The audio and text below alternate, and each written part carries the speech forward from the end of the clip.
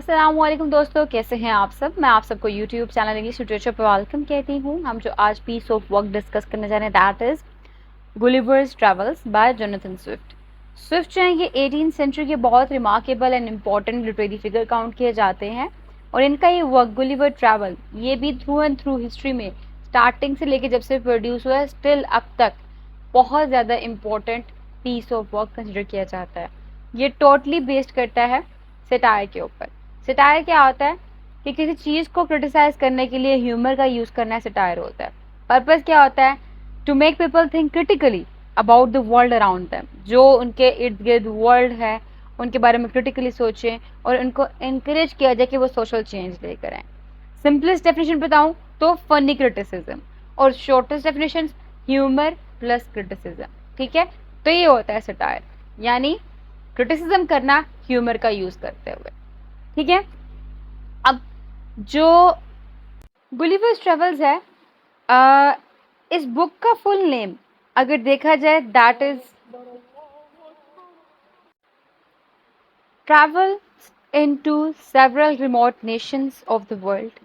ठीक है, ये इस बुक का फुल टाइटल है in 4 parts by Lemuel Gulliver, first a surgeon and then a captain of several ships. ठीक है, ये आपको यहाँ पे नजर भी आ रहा होगा इस बुक के इस पेज पे। ठीक है, ये इस बुक का फुल टाइटल है।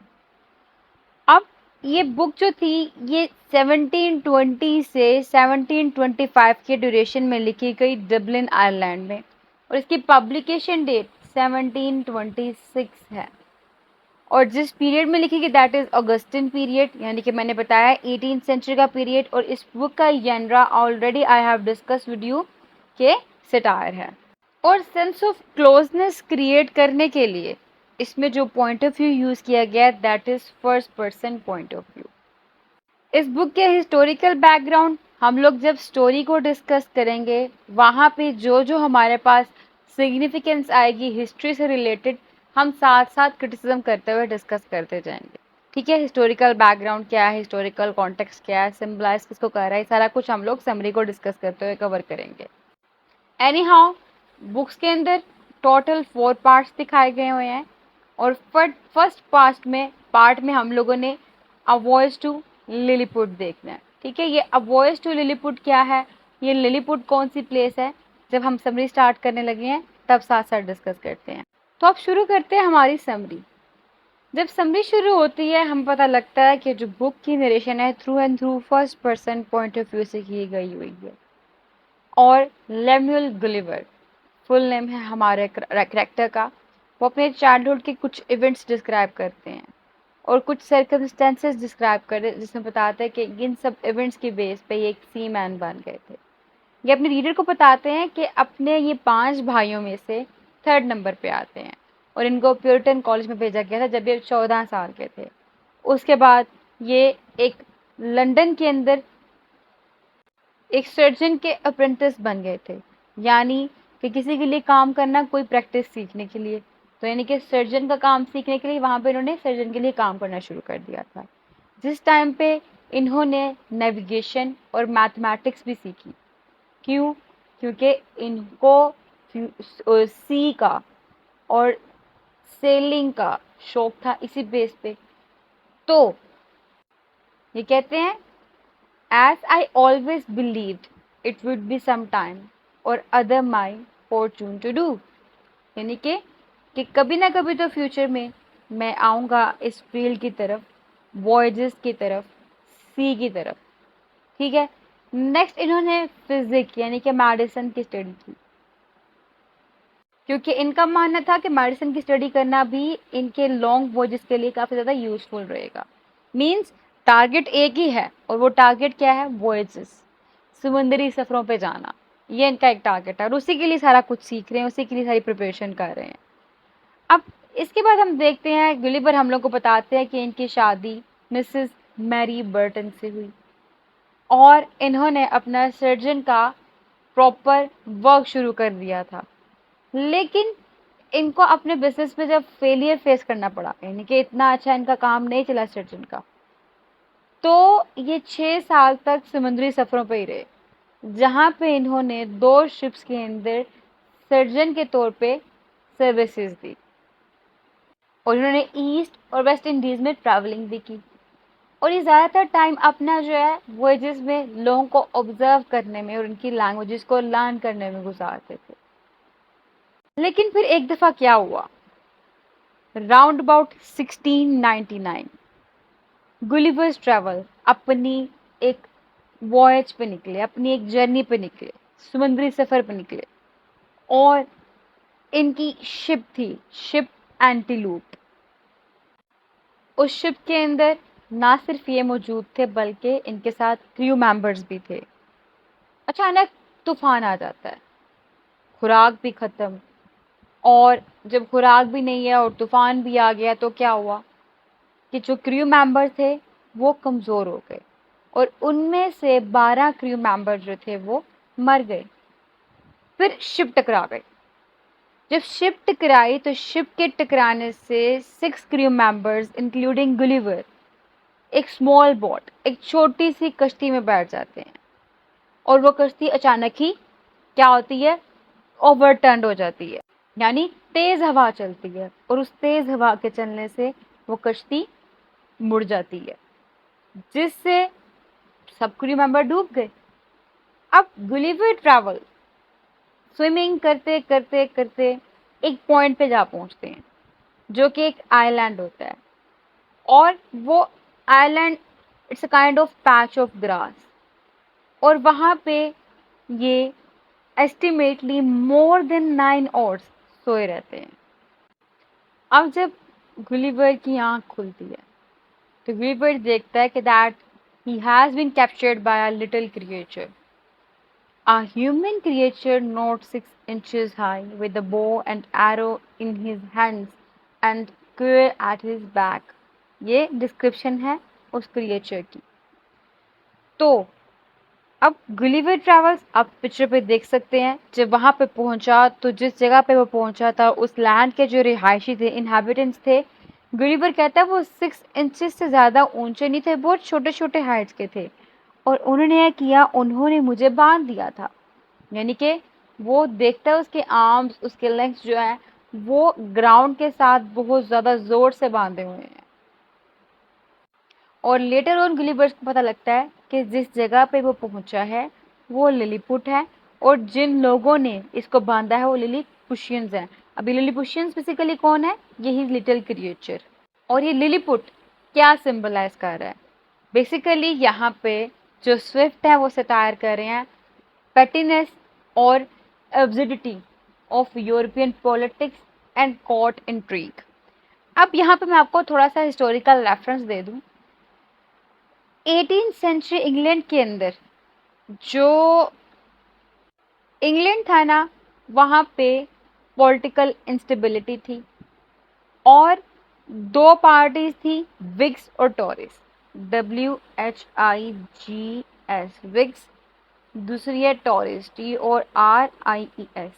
ये 2 पार्टीज थी, डोमिनेंट पॉलिटिकल फैक्शंस थे इंग्लैंड में, इनके दरमियान में पावर की जंग चल रही थी और उसी वॉर को जोनाथन स्विफ्ट ने सटायर यूज़ करते हुए, ह्यूमर का एलिमेंट यूज़ करते हुए इस स्टोरी में हाईलाइट किया। हम देखेंगे एक लिलीपुट है और दूसरी हमारे पास यहाँ पे आएगी बेल्फास्को। ये बेल्फास्को और Lilliput basically wigs and Taurus को हाईलाइट करने वाले हैं। क्लियर? अब आप इस स्टोरी की तरफ आते तो हमने बात की लिलीपुशियंस की। लिलीपुशियंस आप स्क्रीन पे देख सकते हैं कि इनके हाथों में क्या एरोज हैं, इन्होंने तीर कमान पकड़े हुए हैं, तलवार पकड़े हुए हैं। कहा गया है कि ये अप्रॉक्सीमेटली 6 इंचेस टॉल है, वेल स्ट्रक्चर सोसाइटी है इनकी, इनके अंदर मोनार्की भी है और complex system of rules and rituals भी है। और गुलिवर का जो इंट्रैक्शन दिखाया गया लिलीपुशियंस से, वो बेसिकली जो यूरोपियन सोसाइटी है उसकी जो पॉलिटिक्स सिस्टम है उसके ऊपर एक सेट्रिकल नोट है।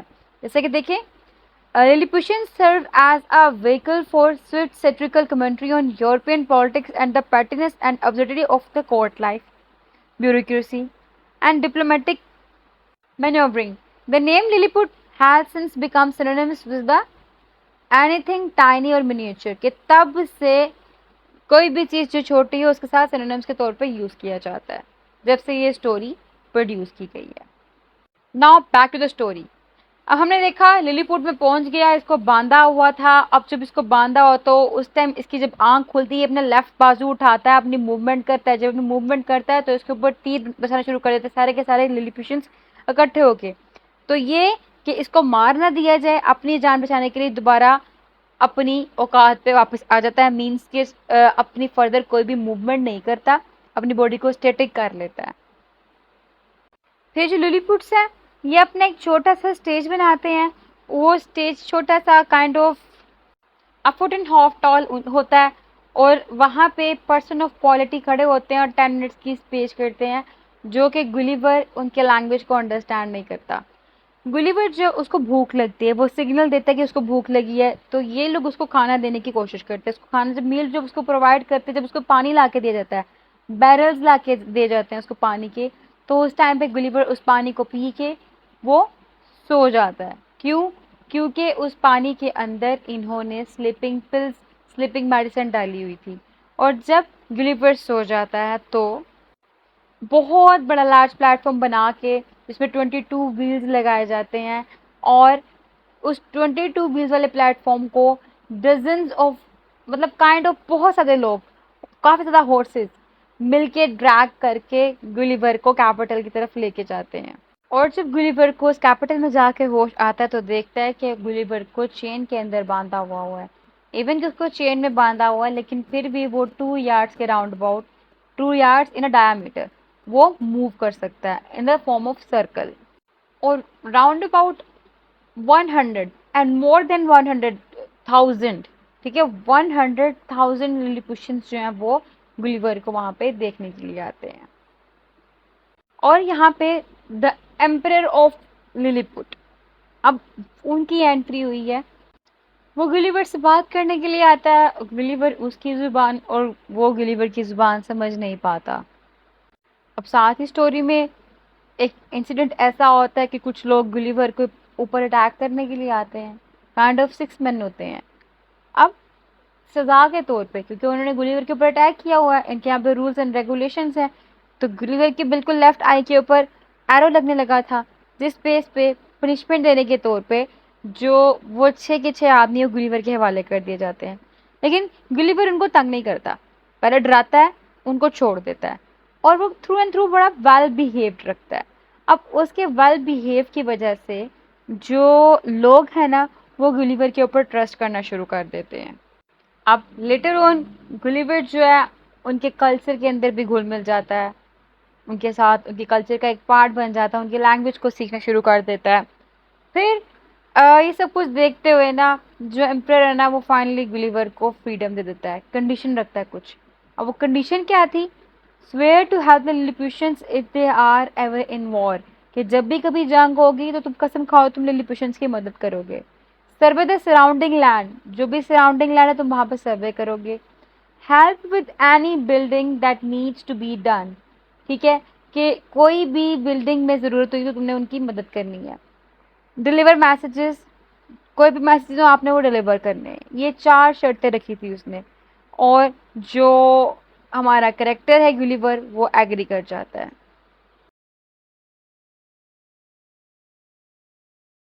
गुलिवर्स के फ्री होने के बाद उसकी जो मेन ड्यूटी थी वो ये थी कि उसने जो लिलीपुट है उसके मेट्रोपोलिस को देखना है, उसके पूरा एरिया जहाँ पे वो सिचुएटेड है, सो ऑन, ये सब कुछ देखना है। अब वो उसको देख रहा था तो 2 हफ्ते गुजरे।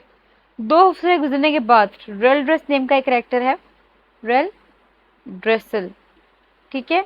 अब ये रेल ड्रेसल जो है basically the principal secretary of private affairs, ठीक है, प्राइवेट अफेयर्स का प्रिंसिपल सेक्रेटरी काउंट होता है। ये गुलिवर को मिलने के लिए आता है। जब ये गुलिवर को मिलने के लिए आता है तो गुलिवर को ये बताता है कि जो ये लिलीपुट है ना, ये बेसिकली 2 पावर्स के अगेंस्ट, 2 माइटी इवल्स के अगेंस्ट स्ट्रगल कर रहे हैं। एक है जी अ वॉयलेंट फैक्शन एट होम, यानी एट होम रेफर कर रहा है कि अपने ही अंदर इनके दरमियान में एक काइंड ऑफ जंग छिड़ी हुई है। और दूसरा danger of an invasion by most important enemy from abroad, यानी बाहर की। 2 लोगों के साथ ये लड़ रहा है, एक बाहर की जंग है, एक अंदर की जंग है। जो अंदर की जंग है उसके अंदर ये 2 नेम लेता है। कहते हैं एक पार्टी है वो है ट्रामेक्सन और दूसरी पार्टी है स्लैमेक्सन। ट्रामेक्सन और स्लैमेक्सन में क्या डिफरेंस है? कहते हैं इनको हाई और लो हील की बेस पे जो है ना अपने शूज़ में ये पहनते हैं, उन हील्स की बेस पे डिफ्रेंशिएट किया गया है। और एम्परर जो है ना वो सिर्फ और सिर्फ लो हील को परमिशन देता है लिलीपुट की एडमिनिस्ट्रेशन में आने में। अब ये हाई हील्स और लो हील्स क्या हैं? मैंने आपको बताया था कि इनकी दो पार्टीज थी, एक पार्टी का नाम टोरीज था, दूसरे का नाम था विग्स। ठीक, विग्स और TORIES टोरीज। अब ये टोरीज थे, हाई हील इनको रिप्रेजेंट कर रही है और लो हील्स जो है वो विग्स को रिप्रेजेंट कर रही है। और किंग जो था वो बहुत सिंपैथेटिक दिखाया गया है टूवर्ड्स विग्स। और रियल लाइफ में देखा जाए तो ये टोरीज और wigs basically aristocratic versus lower class की एक फाइट चल रही थी। ठीक है, तो यहाँ पे स्विफ्ट ने उन्हीं को क्रिटिसाइज किया है एक मॉक और ह्यूमरस वे में स्टोरी रिप्रेजेंट करके कि उनको हाई हील और लो हील पहना दी। ठीक है, तो ये जो हाई हील और लो हील है सिंबलाइज कर रही है पॉलिटिकल कन्फ्लिक्ट को। साथ ही साथ ये जो रियल वर्ल्ड के अंदर ऑब्सर्डिटी चल रही है उसको भी हाईलाइट कर रही है। फर्दर जो पॉलिटिकल सिचुएशन है, जो पावर स्ट्रगल्स है, उस चीज़ को भी यहाँ पे वो क्रिटिसाइज कर रहा है हमारा राइटर इस स्टोरी के थ्रू, इस इंसिडेंट के थ्रू। तो ये तो विद इन कंट्री यानी कि विद इन प्लेस लिलीपुट वो वाली फाइट हो गई। फिर इसके बाद जो है वो ड्रेसर ये भी बताता है कि जो लिलीपुशियंस हैं उनको आइलैंड ऑफ बेलिफिस्को इनका थ्रेट है। उसने कहा था ना कि बाहर का भी थ्रेट है और एट होम का भी थ्रेट है। एट होम तो हमने बता दिया कि ट्रामेक्सन थे और स्लैमेक्सन थे, यानी कि हाई हील और लो हील वाला कॉन्सेप्ट था। अब बाहर क्या है? बेलिफिस्को। यहाँ पे क्या कहा गया है? ये जो है अदर ग्रेटेस्ट एम्पायर है यूनिवर्स की। कहते बेलिफिस्को की और लिलीपुट की लड़ाई, जंग काफ़ी सदियों से चल रही है। और ये जंग क्यों चल रही है जी? जंग चलने की वजह यह है कि जो एम्परर का बेटा था बेलिफिस्को में, उसने जब अंडा तोड़ा तो वो जब अंडे को स्मॉलर एंड से तोड़ा था तो वो जख्मी हो गया। तो तब उसे ये कहा गया कि जो अंडा है जहाँ से बड़ा होता है साइज में वहाँ से तोड़ा जाए। ये कहते थे बेलिफिस्को के लोग। लेकिन जो लिलीपुट थे वो कहते थे कि नहीं, जहाँ से अंडा छोटा है उस जगह से ही तोड़ा जाए। कहते हैं और इस बात पे इन दोनों के दरमियान इतनी बड़ी जंग छिड़ पड़ी कि जिस वजह से जो लिलीपुशियंस हैं उनमें थाउजेंड्स ऑफ दैट सिक्स जो हैं वो रिबिलियंस हो गए थे। और इनमें कुछ बिग इंडियंस थे। बिग इंडियन कौन? जिन्होंने अंडे को बड़ी साइड से तोड़ा था, वो रेबल हो गए। वो उन्होंने क्या किया, उन्होंने अपना लैंड यानी कि लिलीपुट को छोड़ के बेलिफिस्को में भाग गए थे और वहाँ पे उनको बड़े अच्छे से रिसीव किया गया। और जिस बेस पे इनमें थ्रू एंड थ्रू वॉर होती आ रही है। अब ये जंग थी जी, गुलिवर को बता दिया ड्रेसर ने और कहा कि अब जंग छिड़ने वाली है। इसके बाद भी जंग छिड़ जाती है, वॉर विद बेलिफिस्को। अब जब जंग होती है जी, गुलिवर क्या करता है, उस जंग में पार्टिसिपेट करता है। उस जंग में जाके जो बेलिफिस्को थी उनके जितने भी शिप्स थे उनको उठा के ड्रैग करके खींच के ले आता है। और ये देख के एम्परर बड़ा खुश होता है। आप पिक्चर में देखते हैं एम्परर छोटे से घोड़े के ऊपर, ये बड़ा खुश होता है, ये वेलकम करता है उसको, गुलिवर को, और उसको नारकेड नार्डिक DAC ये टाइटल भी देता है। और लिलीपुट में नार्डिक का मतलब होता है द सोसाइटीज हाईएस्ट ऑनर।